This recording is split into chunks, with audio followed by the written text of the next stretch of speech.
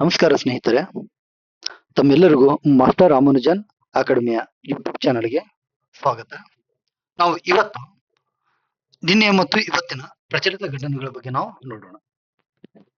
ಮೊದಲನೆಯ ಪ್ರಮುಖ ಸುದ್ದಿ ನಾವು ನೋಡೋದಾದ್ರ public examinations or prevention of unfair means amendment bill 2026 ಅಂದ್ರ ಸಾರ್ವಜನಿಕ ಪರೀಕ್ಷೆಗಳಲ್ಲಿ ಅಕ್ರಮಗಳನ್ನು ತಡೆಗಟ್ಟುವ ಅಥವಾ ತಿದ್ದುಪಡಿ ಮಸೂದೆ 2026.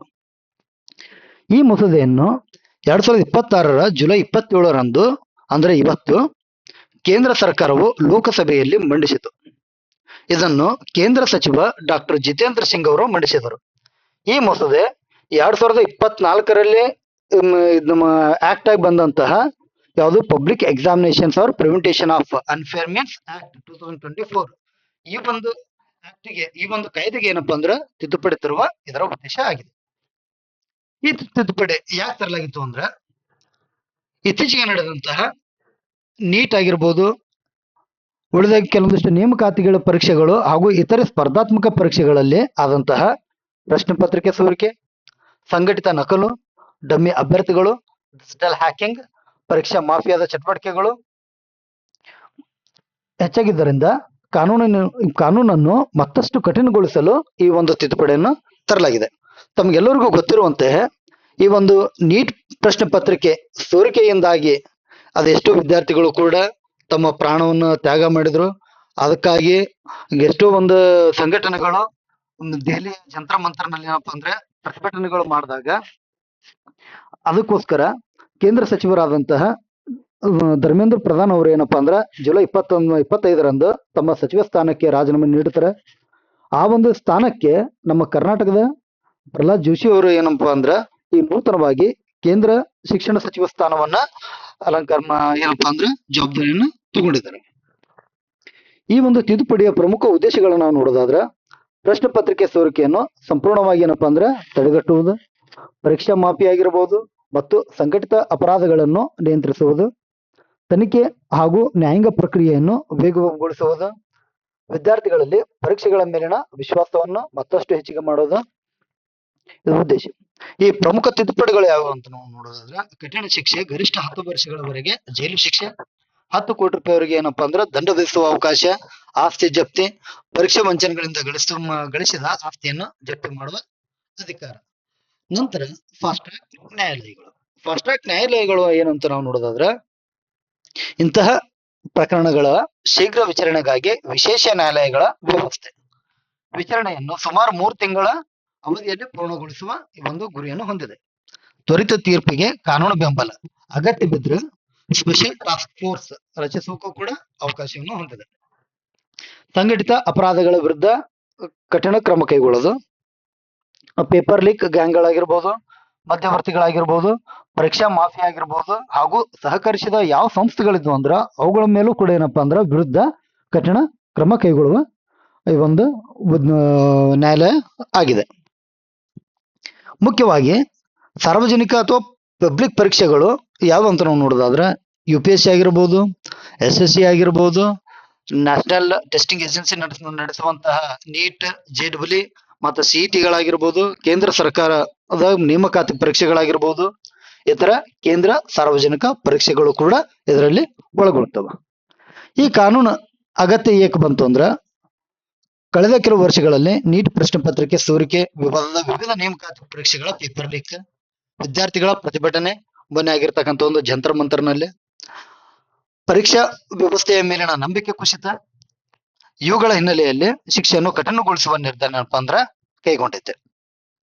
ಈ ನೋಡ್ರಿ 2024ರ ಕಾಯ್ದೆಗೆ ಹಾಗೂ 2026 ತಿದ್ದುಪಡಿಗೂ ತರ್ತಕ್ಕಂಥ ತಿದ್ದುಪಡಿಗೂ ಏನು ಒಂದು ಡಿಫರೆನ್ಸ್ ಐತಿ, ವ್ಯತ್ಯಾಸ ಐತಿ ಅಂತ ನಾವು ನೋಡೋದಾದ್ರ 2024ರಲ್ಲಿ ಇದ್ದಂತ ಒಂದು ಕಾಯ್ದೆಗೆ ಅಕ್ರಮಗಳಿಗೆ ಶಿಕ್ಷೆಯ ವ್ಯವಸ್ಥೆ ಕಠಿಣಗೊಳಿಸಲಾಗಿತ್ತು.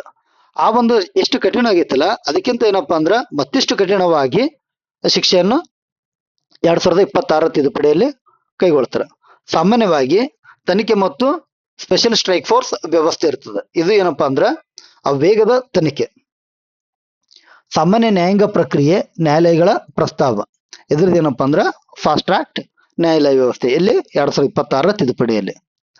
ಮೂಲ ಕಾನೂನು ದಂಡ ಸಮಯಬದ್ಧ, ಇದು ಏನಂತಂದ್ರ ಆಸ್ತಿ ಜಪ್ತಿ, ಹೆಚ್ಚಿನ ವಿಚಾರಣೆ ಮುಂತಾದ ಬಲಿಷ್ಠ ಕ್ರಮಗಳು ಕೈಗೊಳ್ಳೋಕೆ ಏನಪ್ಪಾ ಅಂದ್ರೆ 2026ರ ಪ್ರಮುಖ ತಿದ್ದುಪಡಿಯನ್ನ ತರುವುದಕ್ಕೆ ಒಂದು ಕೇಂದ್ರ ಸರ್ಕಾರ ಯೋಚನೆ ಮುನ್ನಡೆಸಿದೆ. ನೆಕ್ಸ್ಟ್ ಪಾಯಿಂಟ್ ನಾವು ನೋಡೋದಾದ್ರೆ, ಇದರ ಮುಖ್ಯ ಅಂಶ ನೋಡೋದಾದ್ರೆ, ಭಾರತದ ಪರೀಕ್ಷಾ ವ್ಯವಸ್ಥೆಯಲ್ಲಿನ ವಿಶೇಷವಾಗಿ ನೀಟ್, ಯುಜಿಸಿ, ನೆಟ್ ಮುಂತಾದ ಪರೀಕ್ಷೆಗಳ ಅಕ್ರಮಗಳ ನಂತರ ದೊಡ್ಡ ಮಟ್ಟದ ಸುಧಾರಣೆ ತರಲು ಕೇಂದ್ರ ಸರ್ಕಾರ ಉನ್ನತ ಮಟ್ಟದ ಕಾರ್ಯಪಡೆ ಅಥವಾ ಹೈ ಪವರ್ಡ್ ಟಾಸ್ಕ್ ಫೋರ್ಸ್ ರಚಿಸಿದೆ. ಈ ಕಾರ್ಯಪಡೆಯ ಅಧ್ಯಕ್ಷರಾಗಿ ಇನ್ಫೋಸಿಸ್ ಸಹ ಸಂಸ್ಥಾಪಕ ಆದಂತಹ ನಂದನ್ ನೀಲಕಣಿ ಅವರನ್ನು ನೇಮಿಸಲಾಗಿದೆ. ಪ್ರಮುಖ ಅಂಶಗಳ ಬಗ್ಗೆ ನಾವು ನೋಡೋದಾದ್ರೆ, ಕಾರ್ಯಪಡೆಯ ಅಧ್ಯಕ್ಷರು ಯಾರು? ನಂದನ್ ನೀಲಕಣಿ ಅವರು. ಇವರು ಇನ್ಫೋಸಿಸ್ನ ಸಹ ಸಂಸ್ಥಾಪಕ. ಇವರು ಆಧಾರ್ ಯೋಜನೆಯ ಪ್ರಮುಖ ರೂಪರೇಷೆಗಾರರಲ್ಲಿ ಒಬ್ಬರಾಗಿರ್ತಕ್ಕಂಥವ್ರು. ತಂತ್ರಜ್ಞಾನ ಆಧಾರಿತ ಸುರಕ್ಷಿತ ಪರೀಕ್ಷಾ ವ್ಯವಸ್ಥೆ ಏನಪ್ಪಾ ಅಂದ್ರ ರೂಪಿಸುವ ಜವಾಬ್ದಾರಿ ಇವರ ಮೇಲೆ ಕೊಟ್ಟಿದ್ದಾರೆ. ಯಾಕೆ ಈ ನಿರ್ಧಾರ ಅಂತಂದ್ರ, ತಮ್ಗೆಲ್ಲರೂ ಗೊತ್ತಿರುವಂತಹ ನೀಟ್ ಪ್ರಶ್ನೆ ಪತ್ರಿಕೆ ಸೋರಿಕೆ, ಯುಜಿಸಿ ನೆಟ್ ಅಕ್ರಮ, ಸರ್ಕಾರಿ ನೇಮಕಾತಿ ಪರೀಕ್ಷೆಗಳ ಅಕ್ರಮ, ನೆಕ್ಸ್ಟ್ ನಕಲಿ ಅಭ್ಯರ್ಥಿಗಳ ಮೂಲಕ ಪರೀಕ್ಷೆ ಬರೆಯುವಂತಹ ಪ್ರಕರಣಗಳು ಹೆಚ್ಚಾದ ಹಿನ್ನೆಲೆಯಲ್ಲಿ ಈ ಕ್ರಮವನ್ನು ಕೈಗೊಳ್ಳಲಾಗಿದೆ. ಈ ಕಾರ್ಯಪಡೆಯ ಉದ್ದೇಶಗಳು ಯಾವ ಅಂತ ನೋಡೋದಾದ್ರ, ಪ್ರಶ್ನೆ ಪತ್ರಿಕೆ ಸೋರಿಕೆಗೆ ಶಾಶ್ವತ ತಡೆ ಒಡ್ಡುವಿಕೆ, ಪರೀಕ್ಷಾ ಭದ್ರತೆಯನ್ನು ಬಲಪಡಿಸುವುದು, ಎಐ ಮತ್ತು ಡಿಜಿಟಲ್ ತಂತ್ರಜ್ಞಾನ ಬಳಕೆ ಮತ್ತು ಅಭ್ಯರ್ಥಿಗಳ ಗುರುತಿನ ಪರಿಶೀಲನೆ ಇನ್ನಷ್ಟು ಕಟ್ಟುನಿಟ್ಟಾಗಿಸುವುದು, ಪಾರದರ್ಶಕ ಮತ್ತು ವಿಶ್ವಾಸಾರ್ಹ ಪರೀಕ್ಷೆ ವ್ಯವಸ್ಥೆಯನ್ನು ನಿರ್ಮಿಸುವುದು. ಈ ಕಾರ್ಯಪಡೆಯ ಸದಸ್ಯರು ಯಾರು ಅಂತ ನಾವು ನೋಡೋದಾದ್ರ, ಈ ಒಂದು ಸುದ್ದಿಯ ಪ್ರಕಾರ ನಂದನ್ ನೀಲಕಣಿ ಅವರು ಅಧ್ಯಕ್ಷರಂತ ನಾವು ತಗೊಳ್ಳೋದಾದ್ರ, ಎಸ್ ಸೋಮನಾಥ್ ಅವರು, ಇವರು ಇಸ್ರೋದ ಮಾಜಿ ಅಧ್ಯಕ್ಷರಾಗಿರ್ತಕ್ಕಂಥವ್ರು. ವಿ ಕಾಮಕೋಟೆ ಇವರು IIT ಮದ್ರಾಸ್ದ IIT ನಿರ್ದೇಶಕರು. ತಪನ್ ದೇಕಾ ಇವರು ಏನಪ್ಪಾ ಅಂದ್ರ ಮಾಜಿ ಇಂಟೆಲಿಜೆನ್ಸ್ ಬ್ಯೂರೋ ಮುಖ್ಯಸ್ಥರಾಗಿರ್ತಕ್ಕಂಥವ್ರು. ಅನಿತಾ ಕರ್ವಾಲ್ ಇವರು ಮಾಜಿ ಶಿಕ್ಷಣ ಕಾರ್ಯದರ್ಶಿ. ಅಮೃತ್ಲಾಲ್ ಮೀನಾ ಹಾಗೂ ಇತರ ಸುಮಾರು ತಜ್ಞರು ಒಳಗೊಂಡಂತಹ ಈ ಒಂದು ಹೈ ಪವರ್ಡ್ ಟಾಸ್ಕ್ ಫೋರ್ಸ್ ಅನ್ನು ರಚನೆ ಮಾಡಲಾಗಿದೆ.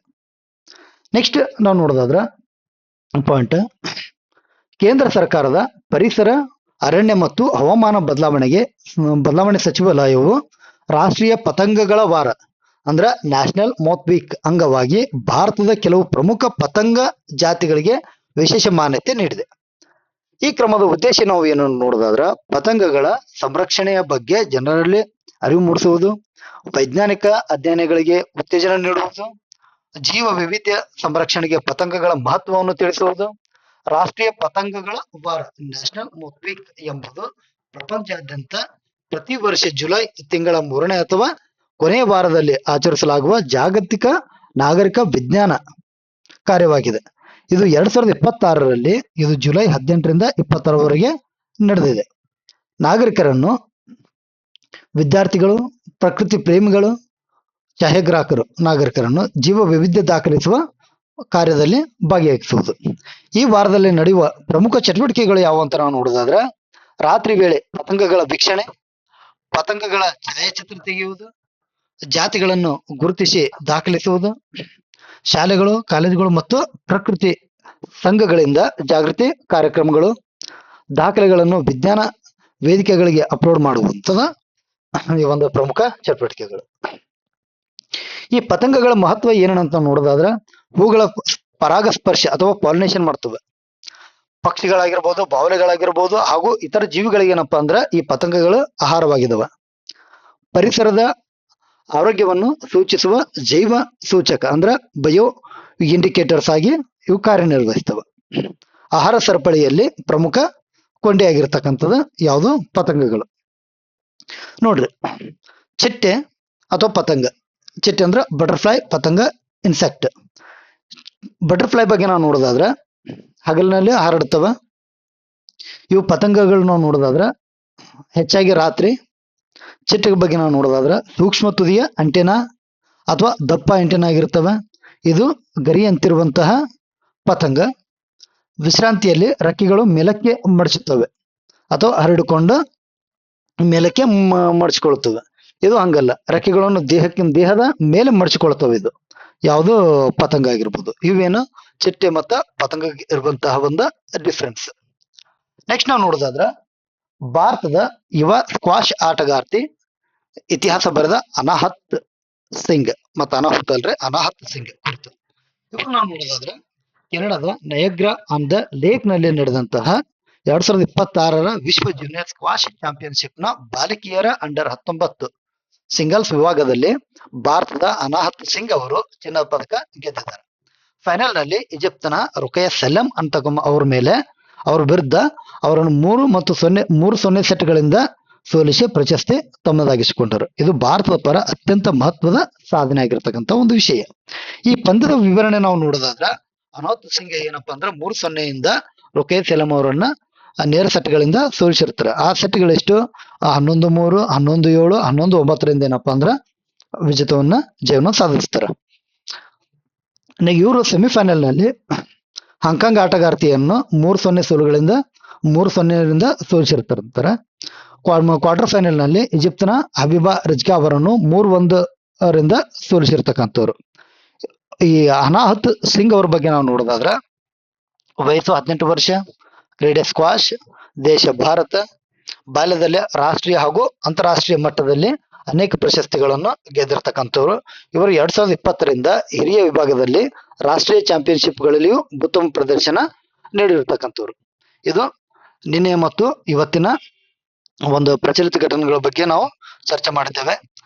ಎಲ್ಲರೂ ದಯಮಾಡಿ ಈ ಒಂದು ಚಾನೆಲ್ಗೆ ಸಬ್ಸ್ಕ್ರೈಬ್ ಮಾಡಿ, ಶೇರ್ ಮಾಡಿ ಹಾಗೂ ಪ್ರತಿಯೊಂದು ವಿಡಿಯೋ ನೋಡ್ಬೇಕು ಅಂತ ಕೇಳ್ಕೊಳ್ತಾ ಈ ಒಂದು ಕ್ಲಾಸ್ ನಾನು ಮುಗಿಸ್ತಾ ಇದ್ದೀನಿ. ಎಲ್ರಿಗೂ ನಮಸ್ಕಾರಗಳು.